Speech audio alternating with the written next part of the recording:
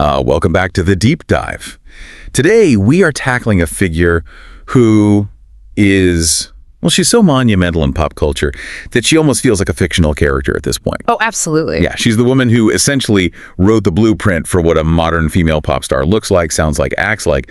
But frankly, her story is way more complex than any movie script could ever be. We are talking about the queen of reinvention herself, Madonna.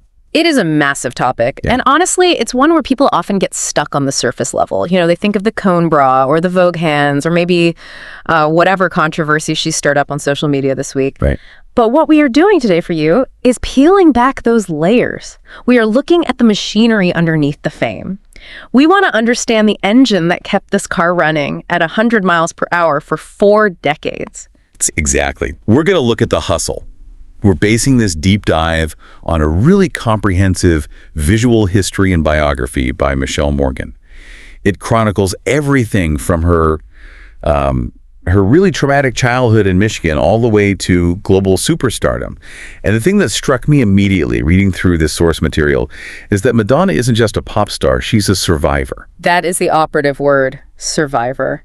When you look at the trajectory Morgan lays out, from the death of her mother to the extreme poverty in New York to the relentless criticism she faced later, you realize that her career wasn't an accident. Not at all. It was a sheer act of will. I mean, she wasn't the best singer, she wasn't the best dancer, but she was the best survivor. So our mission today is to unpack the specific moments, the relationships, the artistic pivots, the aha moments that allowed her to maintain relevance for decades. Yeah. We aren't just playing the hits for you today. We're figuring out how she made them, and more importantly, why she kept making them when everyone said she was done. And to do that, we have to start at the very beginning, because the Madonna we know, that tough, armor-plated icon, was forged in a very specific trauma in Michigan. You really can't understand the material girl without understanding the little girl who lost everything. Right, so let's go back to the early 60s. Madonna Louise Veronica Saccone, named after her mother. And the source material highlights this devastating fact. Her mother, Madonna Fortin, died of breast cancer when the younger Madonna was just 5 years old. This is the pivotal moment. You really cannot understand her without understanding this loss. The biography describes how she remembers begging her mother to play with her, but her mother was too sick, just crying silently on the couch. God, that's heavy. That image of helplessness is seared into her memory. It's a terrifying thing for a 5-year-old to witness. The person who is supposed to be your ultimate protector is suddenly weak and fading away. And the way she processed that death is fascinating to me. It wasn't just grief, it was almost a form of mythology building. She later said she felt her mother was perfect because she died young. Right, because she never got the chance to age. Exactly, because she didn't live long enough to make mistakes or to yell at her or just be human, she became this saintly figure in Madonna's mind. Precisely. It's a form of canonization. But there's a flip side to that idolization, and this is where the psychology gets really interesting for us to look at. Morgan notes that young Madonna made a decision right then and there.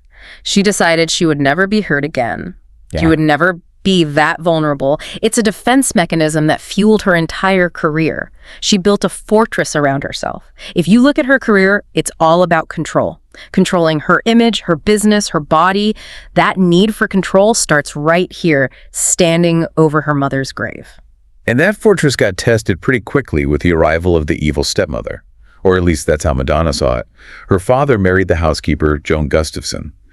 And Madonna was having absolutely none of it. It's a classic Cinderella narrative, but with a lot more grit and a lot less singing to birds. She refused to call Joan mom. She felt completely replaced in her father's affections. And you have to remember, before Joan, Madonna was essentially the lady of the house. Even at that age. Even at that young age, she was taking care of her siblings. She had this responsibility. Losing that spot to a stepmother bred a deep, simmering resentment. There's this wild anecdote in the book about her brothers pinning her to a clothesline by her underwear. Oh, yeah. It sounds like a chaotic, really rough and tumble household. And the source implies this chaos is what drove her to excel. She had to get straight A's. She had to be the best dancer just to get noticed in that crowded house. It wasn't about being good for the sake of being good. It was about being seen. Attention became a currency for her. If she wasn't getting it through affection, she would get it through achievement or rebellion. She started dance lessons, and her teacher, Christopher Flynn, is a crucial character in her story. He was the first one to really tell her she was beautiful, that she had something special. He kind of opened the world for her. He did. He was a gay man in Detroit, and he took her under his wing. He took her to gay clubs, showed her a world way outside of her strict Catholic upbringing. That must have been mind-blowing for a girl from the suburbs, seeing that freedom, that expression. It was oxygen. She realized there was a world where being different wasn't a sin, it was a celebration. And that world called to her. So she goes to the University of Michigan on a dance scholarship, which is a big deal. But she drops out. She's got this fire in her belly. She leaves with, get this, $35 in her pocket. Okay, we have to pause on the $35. That number is legendary. Is it actually true? Or is this part of the Madonna mythology we always hear about? It's likely a bit of mythology mixed with truth. Whether it was exactly $35 or $100, the point is the scarcity. She didn't have a trust fund. She didn't have a safety net. Right. She takes a plane to New York, gets in a cab, and tells the driver, take me to the middle of everything. It's such a cinematic moment, isn't it? It feels like the opening scene of a biopic. But the reality was far less glamorous.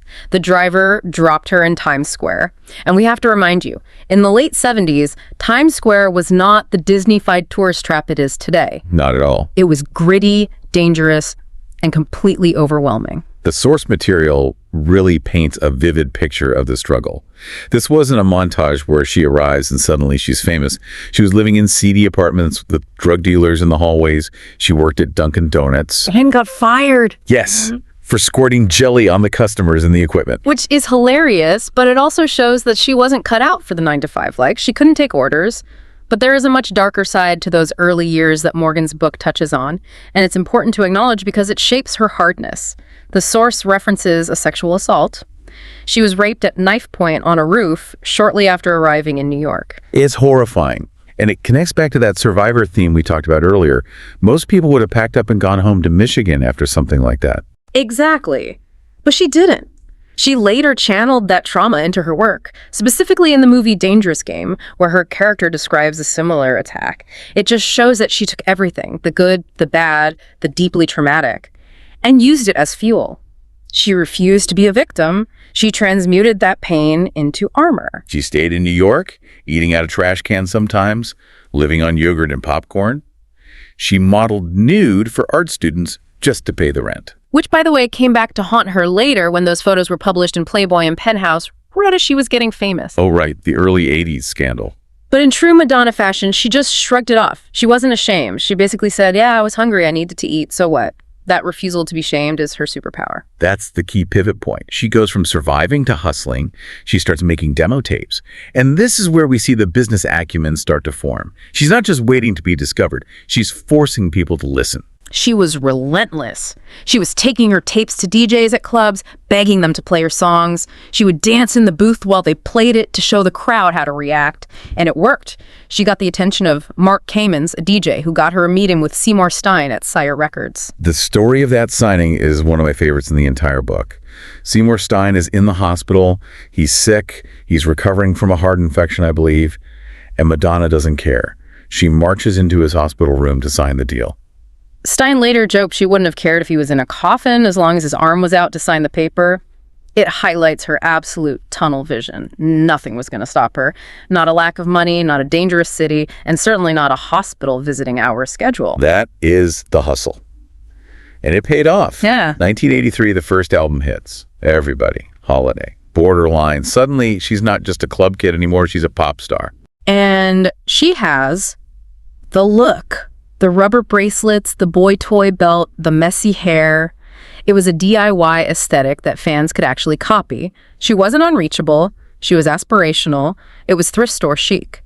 But the moment that turned her from a pop star into an icon, an absolute cultural force, was the 1984 MTV Awards. Like a virgin. The wedding dress. A wedding dress on top of a giant wedding cake. It was symbolism 101. And rolling around on the floor. Now, here is where the source material gives us a detail I absolutely love. Her manager was backstage freaking out. He thought her career was over. He thought she was making a fool of herself. Because in 1984, you didn't do that. You didn't simulate sexual ecstasy on stage while wearing a wedding dress. It was scandalous. It was considered trashy. But the reason she was rolling on the floor wasn't just for the scandal.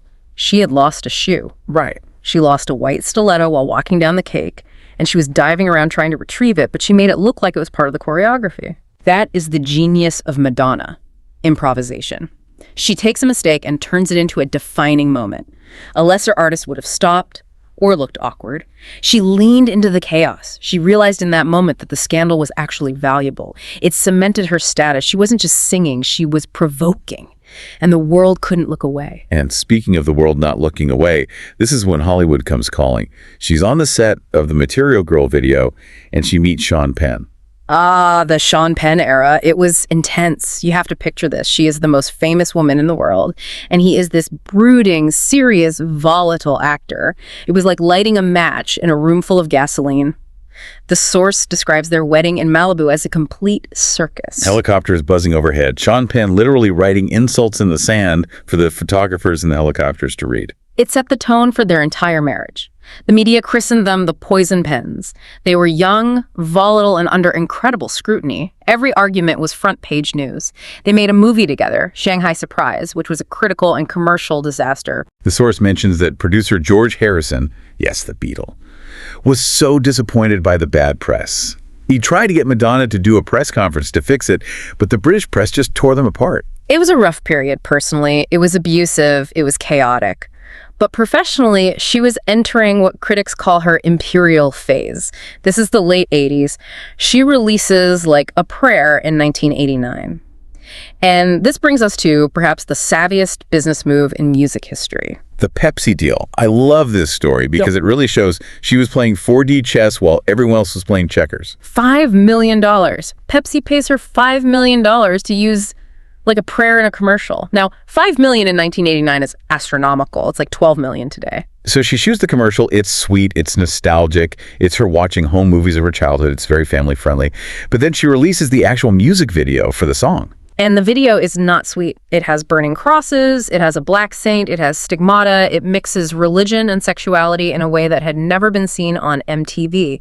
It was tackling racism, police brutality, and religious ecstasy all at once. The Vatican condemned it, parents were outraged, and Pepsi panicked.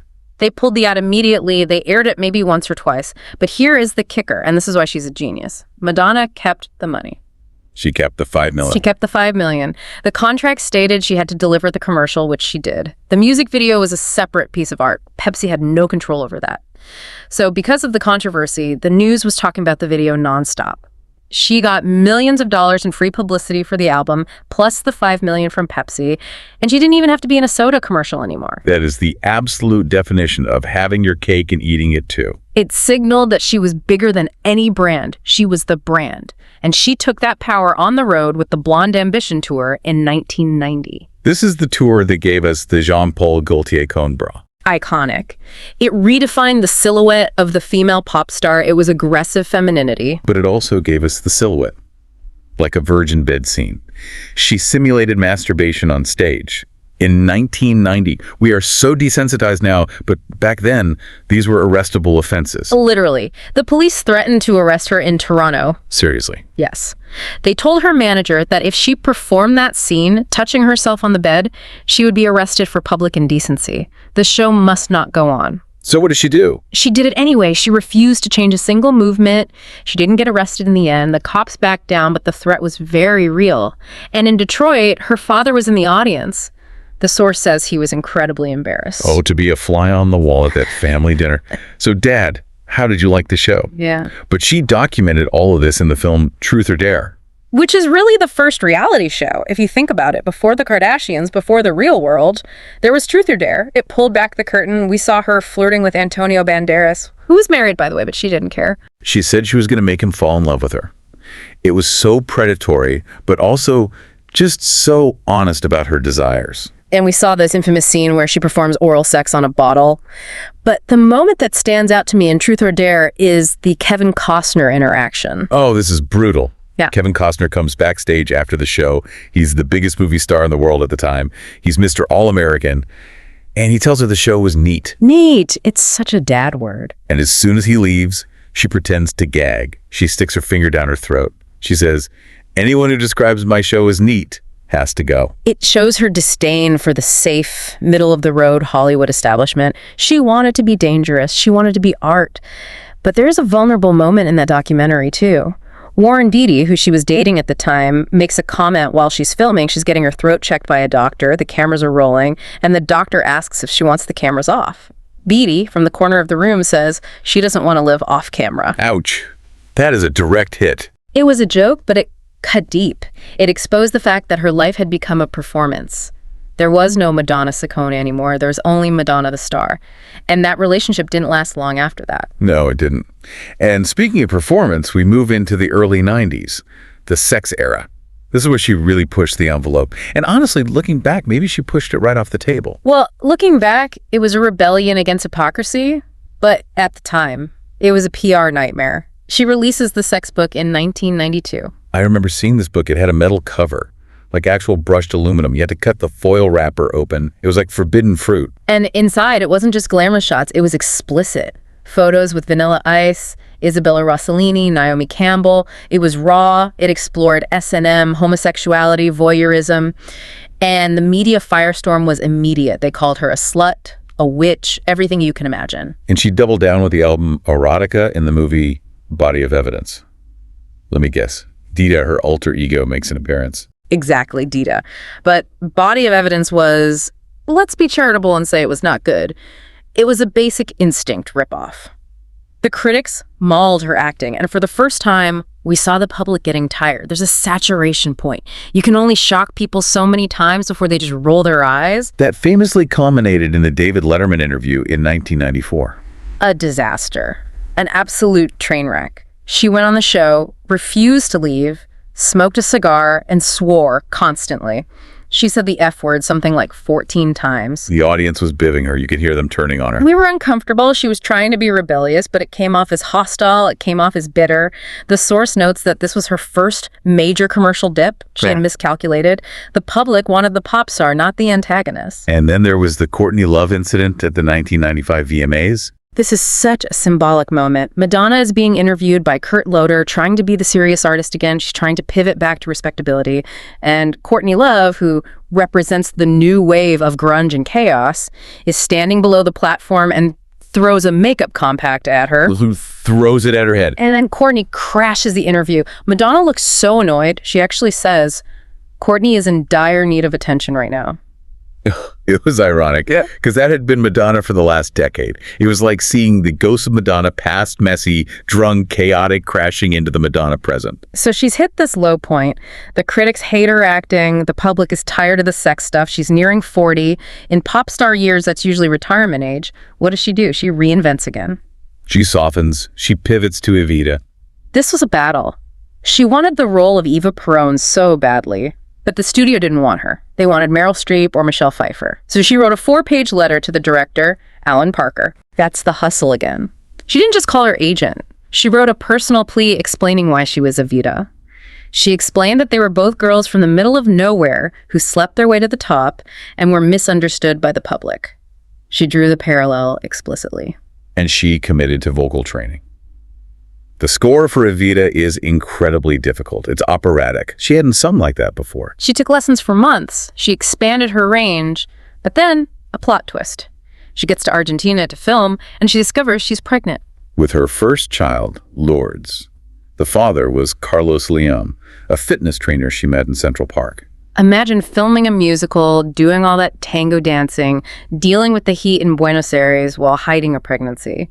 The source says they had to hide the bump with costumes and purses in the later scenes. And she was sick. She was worried about the baby. But she pulled it off. She won the Golden Globe for Best Actress. That must have felt like such vindication after the Body of Evidence reviews. It was Hollywood finally saying, okay, you can act. Absolutely. But she was snubbed for the Oscar nomination, which stung. However, the bigger shift was happening personally.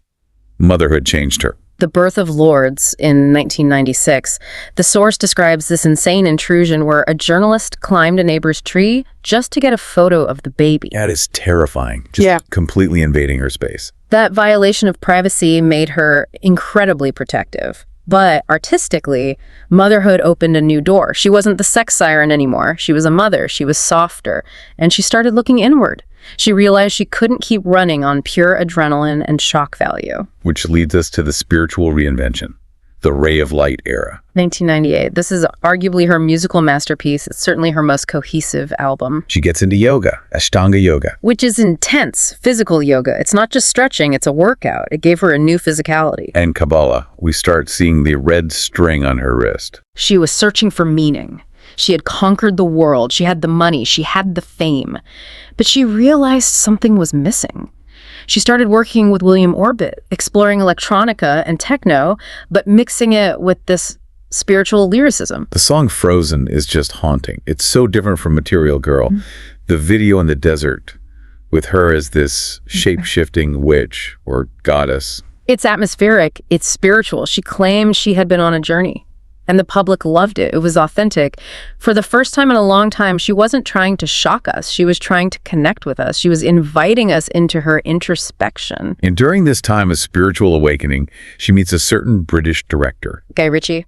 They met at Sting's house. Of course they did. Only at Sting's house do you have Madonna and an up-and-coming British gangster movie director rubbing shoulders. The story is that she was seated next to him because she wasn't speaking to the guy she actually came with. Fate intervenes. And this kicks off her British era. She moves to England. She adopts the accent. The accent. I remember people making fun of that so much. It was this weird mid-Atlantic affectation. Madge.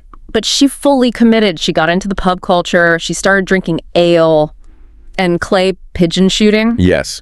The source details how she got really into shooting at their country estate, Ashcombe. She was dressed in tweed, carrying a shotgun, until she saw a bird actually die.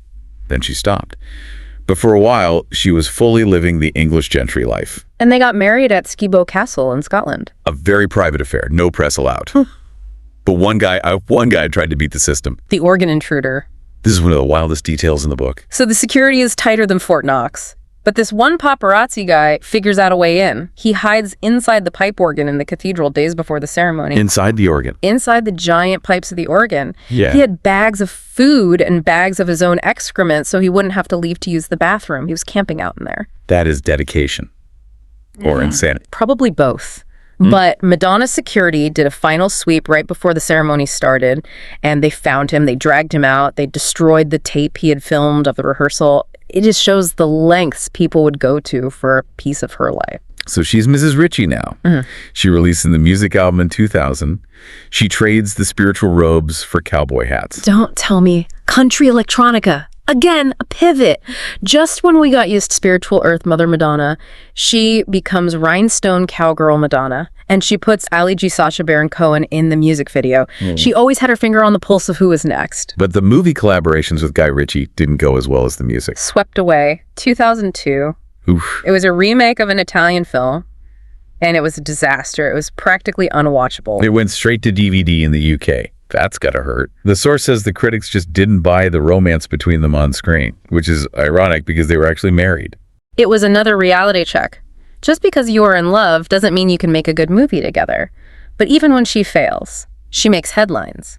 She refuses to fade away. Like the Turner Prize speech in 2001. She's presenting this prestigious art award on live TV on the BBC, and she insists on being introduced as Mrs. Ritchie. She wants that respectability.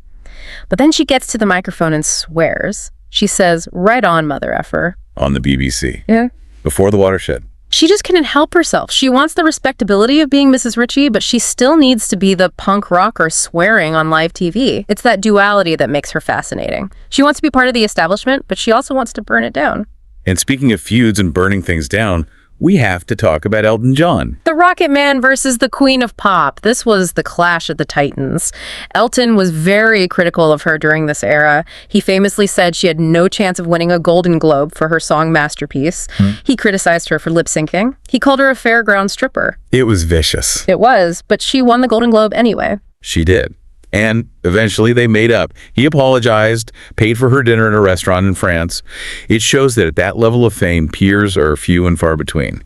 They squabble, but they eventually find a truce because nobody else understands what their life is like. As we move into the later years covered in the source, up to 2012, we see these full circle moments. She performs at the Super Bowl. which is the ultimate establishment gig. You don't get bigger than that.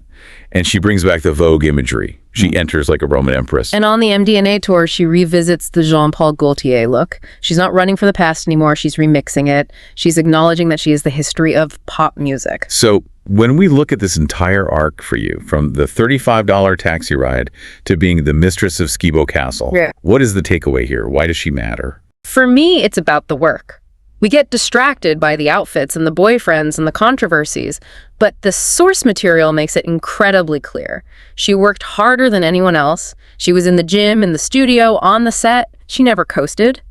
She treated being a pop star like being a CEO of a Fortune 500 company. And she was never afraid to burn it down and start over. If the public got bored, she changed. If they hated the sex stuff, she became a mother. If they thought she was too soft, she became a cowgirl. She anticipated our boredom before we even felt it. She understood that in pop culture, if you aren't moving, you're dead. Stagnation is death. It raises an interesting question for you to ponder, though. Madonna built this career on mystery, on scarcity. You had to wait for the video. You had to buy the book to see the pictures. Right. There was no Instagram. She controlled the image completely. She was the editor-in-chief of her own life. Could a career like hers exist today? In the era of instant access, where stars are tweeting their breakfast and apologizing on TikTok every other day? I don't know. The mystique is gone. Madonna understood the power of holding something back, only to reveal it exactly when she wanted to. She curated her shocks. Today, shock is cheap. Everyone is shocking all the time.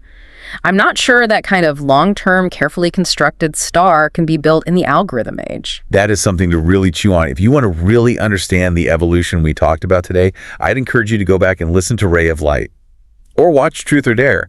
But watch it with this context in mind. Don't just watch the show, watch the hustle behind the scenes. Absolutely. See the machine at work. Thanks for diving deep with us. We'll catch you on the next one.